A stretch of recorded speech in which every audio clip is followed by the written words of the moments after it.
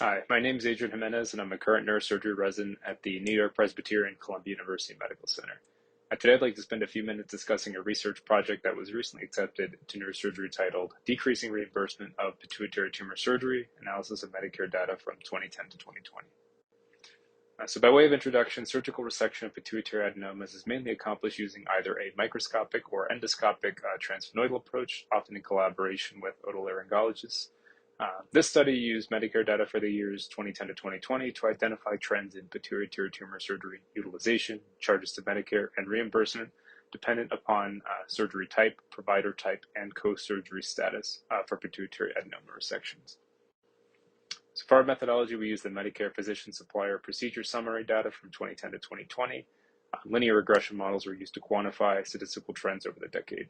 And data was analyzed using our statistical software. Table 1 here shows the CPT codes that we use to categorize our pituitary adenoma resections, either by surgery type, by provider type, or by co-surgery status.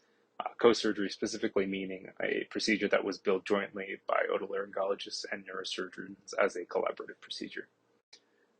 Table 2 here summarizes the submitted service counts from 2010 to 2020. We see here there was a significant decrease in the utilization of microscopic procedures, a significant decrease in utilization of endoscopic, increase in the utilization of endoscopic procedures.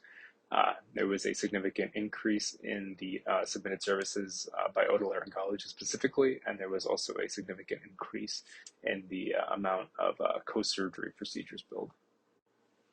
Looking at yearly charge trends, we see here that neurosurgeons submitted significantly lower charges across the decade for pituitary adenoma surgeries. Table 4 here summarizes Medicare reimbursement trends over the decade. We see here that for pituitary adenoma surgery generally, there was a decrease in reimbursement across the decade.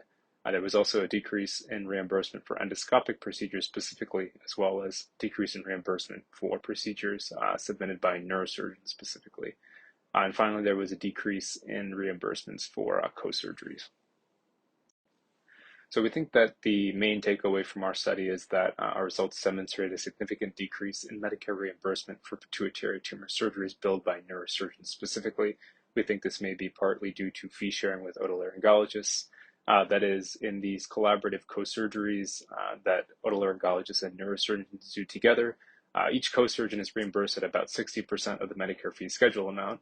And if neurosurgeons are doing more of these co-surgeries in their practice, this could account for the decrease in Medicare reimbursements that are seen over the decade. I'd like to thank Dr. Raj Mukherjee, Director of the Neurosurgical Oncology Program at the Johns Hopkins Bayview Medical Center, for his mentorship and supervision of this study. Please consider reading our full manuscript using the hyperlink below. Thanks for your time.